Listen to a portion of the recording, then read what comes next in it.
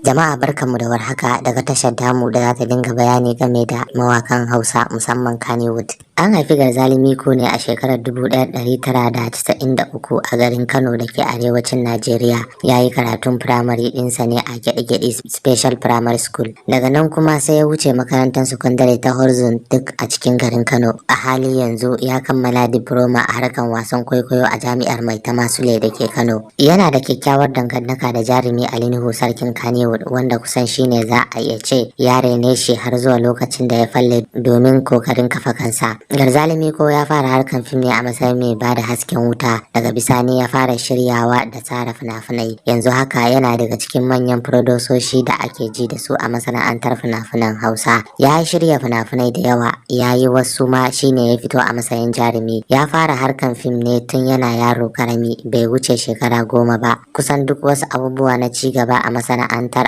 a gabansa suka faru. Mafarkinsa na zama cikakken jarumi a Kannywood ta ja shi ne ga harkan fina-finai, inda ya fara tun daga tushe har kawo matsayin da ya tsinci kansa na shahararren jarumi a masana'antar Kannywood kuma mawaki. Ya fara aiki ne a kamfanin Rana Film Production. Ya yi fina-finai da dama, amma kuma fim ɗinsa da ya fara haska shi a duniya shine Gamunan Dai. Gamunan Dai fim ne wadda shahararren kamfani na FKD suka ɗauki nauyi kuma suka shirya, wanda Ali Nuhu ya bada umarni. FKD sun taimaka kwarai da gaske wajen ganin sun haska matasa 4 daga ciki har da Garzali Miko. Matasan da suka fito a wannan fim din sun hada da Ramadan Bud, Nuhu Abdullahi, Shamsu Dan Iya, Abdul M Sharif, sai kuma jagoran shirin Ali Nuhu. Ganin kwazon da Garzali ya nuna cikin shirin Gamunan da ya ja hankalin daraktoci suka fara rige-rigen aiki da shi. Darekta Sanusi Oscar Fofoto ya taimake shi kwarai wajen ganin ya kara zakulo da basirar da Allah yi wa jarumai Garzali Miko, tare da nuna wa duniya irin fasaharsa. Ya kuma tabbatar wa duniya cewa Garzali Miko mutum ne mai son mutane, yana mai da hankali kwarai idan har aka ce an zo bakin aiki. Baya wasa da duk abin da aka saka shi yayi. Yanzu haka duk wani matakin da ake bukata jarumi ya kai, to fa Garzali Miko ya dauki hanyar karasa wannan wajen. Kowane jarumi burinsa ya samu.